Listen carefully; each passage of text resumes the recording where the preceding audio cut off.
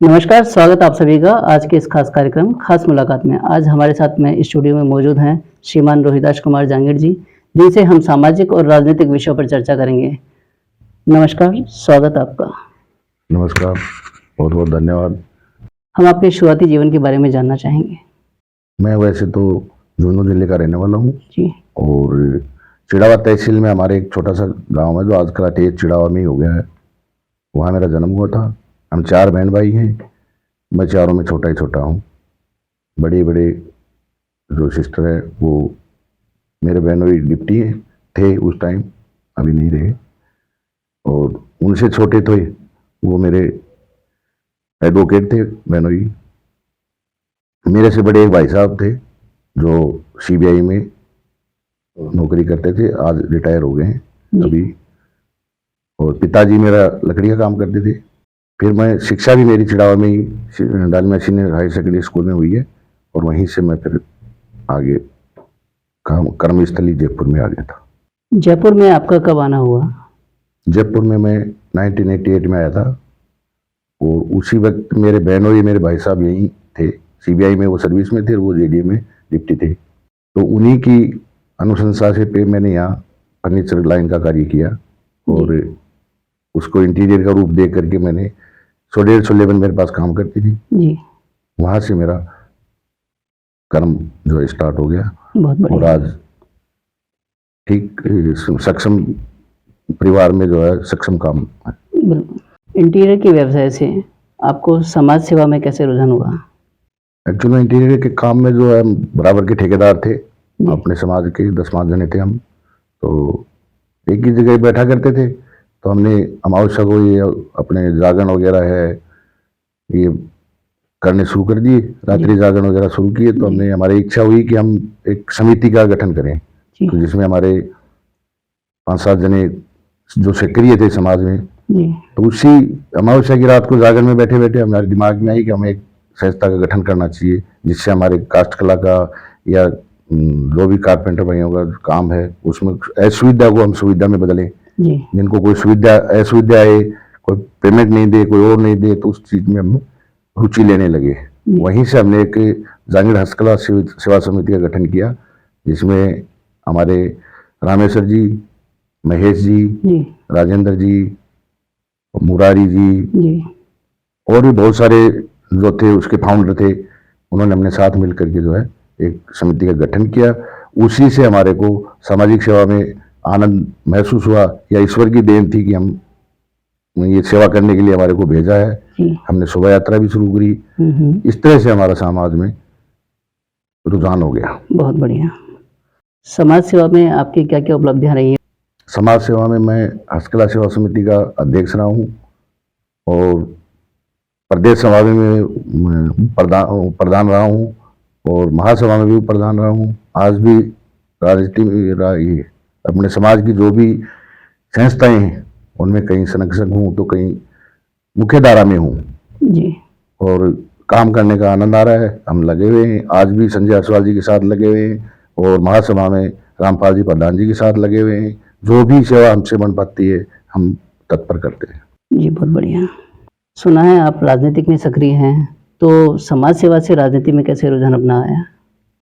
Actually में तो क्या राजनीति जो है, मैंने विचारधारा की बात करूं जहाँ तक, तो मैं मेरी माँ जो है 79 के अंदर गांव की सरपंच रही थी। तो हम छोटे छोटे थे, वहीं से हमने देखा कि ये विचारधारा है। एक तरह से हमें ये भी नहीं पता था कि विचारधारा क्या होती है, लेकिन धीरे धीरे आगे बढ़ते गए और मतलब पार्टी की विचारधारा से जुड़ते गए।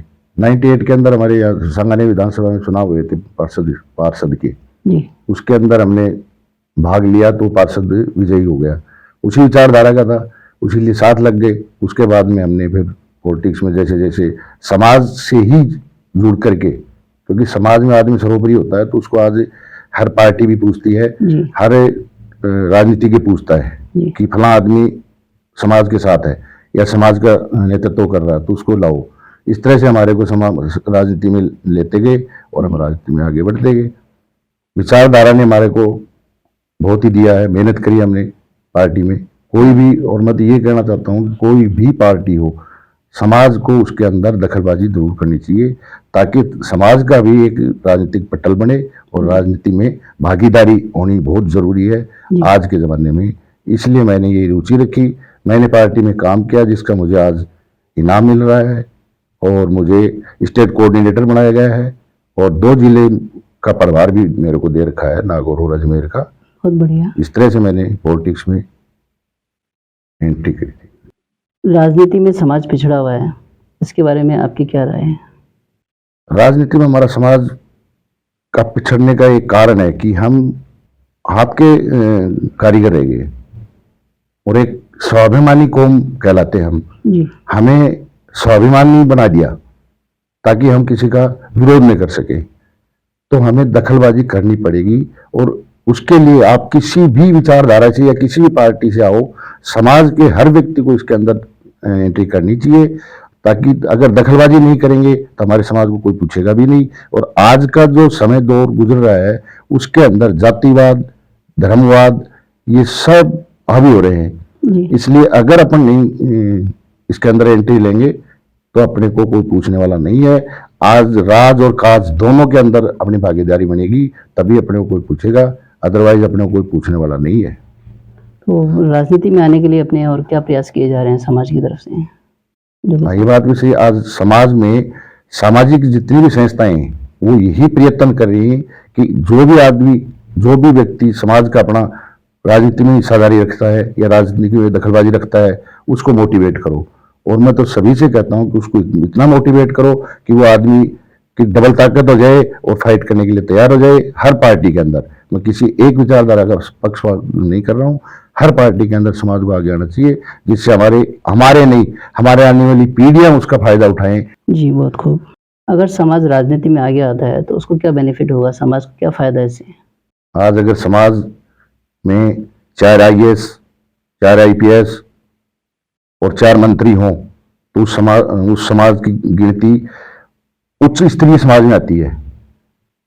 और जहां भी आप शिक्षा से लेकर के किसी भी काम के लिए राजनीतिक में आपका काम नहीं रुकेगा। इसलिए राजनीतिक फायदे तो बहुत बड़े हैं और राजनीतिक में जाएंगे तो हर काम आसान हो जाएगा। आज का परिप्रेक्ष्य ये कह रहा है। राजनीति में आने वाले समाज बंधुओं के लिए आप क्या मैसेज देना चाहेंगे? राजनीतिक में आने वालों के लिए मैं तो कहता हूं कि दिलचस्पी रखो, पार्टी में काम करोगे इनाम मिलेगा, पार्टी इज्जत करेगी, लेकिन पार्टी में काम करना पड़ेगा। और आपको बहुतायत में आपको समाज को साथ लेकर के और एक जो है वो कहते हैं ताकत दिखानी होगी। जी। बिना ताकत दिखाए अपने समाज में कोई आगे नहीं बढ़ सकता।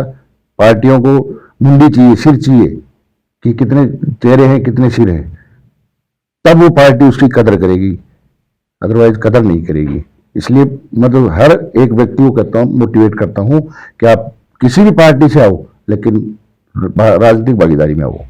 समाज के वर्तमान परिप्रेक्ष्य में आप क्या बदलाव देखना चाहेंगे? समाज एकता, सुदृढ़ता और मजबूती। अगर किसी कार्य को करने के लिए आप किसी को कहते हो, वही कार्य अपने आप पे लागू करो। शुरुआत खुद से करो। जी। किसी भी कार्य को करने से पहले शुरुआत खुद से करो और समाज की टांग खिंचाई नहीं करके अपने समाज को, कोई भी समाज खुद के समाज को गाली नहीं दे, उसके बारे में अच्छी बात नहीं करे। जी। खुद का समाज, जिस समाज में बिलोंग करता हूं मैं, उसी समाज की बैठ करके दूसरे समाज के सामने अगर इज्जत खराब करता हूं या गाली गलौज करता हूं, मेरे समाज कैसा है वैसा है, तो इससे हमारे समाज की या अदर में किसी भी समाज की जी। उसमें कोई बढ़ाई नहीं होगी। वो खुद समय उस समाज से गिरेगा। जिस समाज में बैठ करके उठते बैठते खाते पीते रिश्ते करते हैं, उसी समाज की बुराई नहीं करनी चाहिए। अपने समाज की समय की बिल्कुल भी नहीं करनी चाहिए।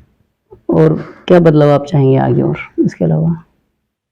समाज में बदलाव के लिए सबसे सर्वोपरि जो है वो है शिक्षा। जी। शिक्षा से तो शिक्षा एक जड़ है, तना है और उसके शाखाएं हजारों चलती है।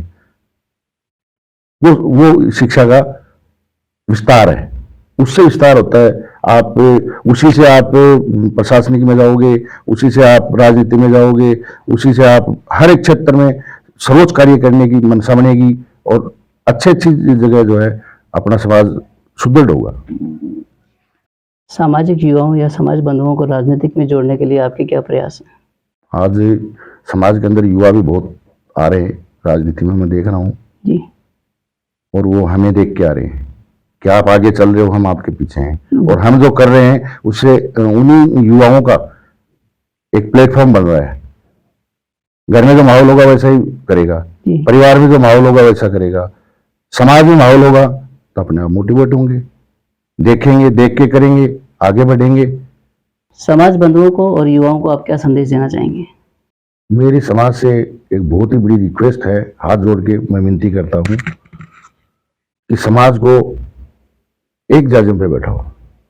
उस एकता से एक बहुत ही बड़ा संदेश जाएगा। जी अगर समाज में पक्ष विपक्ष चुनाव के टाइम में होते हैं, लेकिन चुनाव होने के बाद में समाज में किसी तरह का पक्ष विपक्ष नहीं होना चाहिए। जी ये राजनीतिक पार्टियों में भी नहीं होता है। जी चुनाव लड़ने के बाद में सब अपने अपने, एक विधायक 50% उसके होते हैं, वोटर 50% उसके होते हैं, लेकिन पूरी जनता की वो सेवा भी करता है और पूरी जनता को उसी की होती है।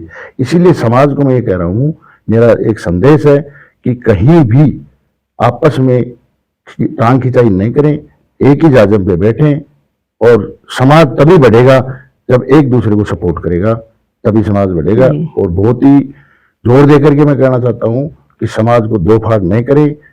समाज समाज ही होता है, और समाज को आगे ले जाने के लिए जो भी नीचे से लेकर के शीर्ष व्यक्तित्व करने वाले बैठे हैं, सभी से मेरी एक ही प्रार्थना है कि समाज को बिखरने मत दो, समाज को तोड़ो मत, समाज को जोड़ो, समाज को जोड़ो। बहुत बढ़िया, बहुत बढ़िया। आपके नज़र से समाज का कॉमन ऑब्जेक्टिव क्या होना चाहिए?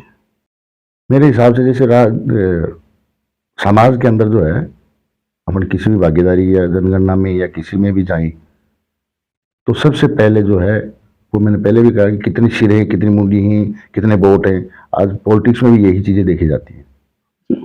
तो समाज की जनगणना बहुत ही आवश्यक है, और ये कदम आज प्रदेश स्तर के जो प्रदेशाध्यक्ष हैं हमारे समाज के, उन्होंने एक वेबसाइट बनाई है, और उनका बहुत ही भव्य लोकार्पण भी हुआ है। और हमारे विश्वकर्मा टुडे के संपादक थे स्वर्गीय आरपी शर्मा जी, उन्होंने भी बहुत योगदान दिया उसके अंदर वेबसाइट बनवाने में, और उनको भी मैं सत सत नमन करता हूं। उन्होंने बहुत ही समाज के लिए अच्छा कार्य किया है, जो डिजिटल इंडिया के अंदर ले जाने में उनका पहला हाथ रहा है। आज उसी को देखते हुए हमारे प्रदेशाध्यक्ष संजय जायसवाल जी ने डिजिटल इंडिया के अंदर बहुत अच्छा काम कर रहे हैं। मैं तो ये कह रहा हूं कि आने वाले प्रदेशाध्यक्ष को भी सोचना पड़ेगा कि मैं डिजिटल काम कर पाऊंगा या नहीं कर पाऊंगा। बिल्कुल। और उन्होंने शिक्षा, स्वास्थ्य और बुजुर्गों का विशेष करके ध्यान रखा है, और उसी वेबसाइट के द्वारा ये जनगणना का जो अभियान चला रहा है जी, ये ऑफलाइन और ऑनलाइन दोनों चालू है। जनगणना बहुत जरूरी है। कहीं भी आप किसी भी भाग में जाएंगे तो आपकी जनसंख्या मांगेंगे कि आपकी जनसंख्या क्या है। जनसंख्या के आधार पर आपके ओबीसी आरक्षण मिलेंगे, अदर आरक्षण मिलेंगे, जनसंख्या सामने होगी, सब कुछ मिलेगा। दूसरी बात मैं ये कहना चाहूंगा कि जनगणना में अधिक से अधिक रुचि लें। बिल्कुल। ऑफलाइन लें। मान लो हर कोई एंड्रॉइड फोन नहीं रखता है, तो ऑफलाइन फॉर्म भर के तहसील अध्यक्ष के यहाँ जमा करवाओ, जिला अध्यक्ष के यहाँ जमा करवाओ, और डायरेक्ट प्रदेश अध्यक्ष में, प्रदेश सभा में जमा करवाओ जी। उससे हमारी जनगणना का आधार बनेगा। कुछ लोग कहते हैं कि भाई हमारे यहाँ क्या एंड्रॉइड फोन है। अरे भाई एंड्रॉइड फोन नहीं, पड़ोसी के होगा, आपके होगा, घर में नहीं है, आप ऑफलाइन फॉर्म भर के वहां तहसील में जमा करवा दो। लेकिन जनगणना नीचे से लेकर के ऊपर तक पूरे राजस्थान में बहुत जरूरी है। उस जनगणना के हिसाब से आपकी भागीदारियां, आपका राजनीतिक पटल मजबूत होगा और बहुत ही अच्छा संदेश जाएगा, जिससे कि हमारे सर्वोच्च जो नेतृत्व हैं, प्रदेशाध्यक्ष जी हैं, किसी के सामने ले जाकर के डॉक्यूमेंट्स रख सकते हैं कि आज हमारी ये जनसंख्या है और हमें राजनीति में भागीदारी दीजिए, जिससे हमारी राजनीति भी आगे भागीदारी बढ़ेगी। बंधुओं, आज हमने समाज हित में कई अहम बातें जानी, जिनके लिए आपका बहुत बहुत धन्यवाद। आपने मेरे को बुलाया और मुझे मान सम्मान दिया, इसके लिए बहुत बहुत धन्यवाद। जय विश्वकर्मा। मिलते हैं अगले सप्ताह किसी नई हस्ती के साथ। तब तक आप देखते रहिए विश्वकर्मा टुडे न्यूज।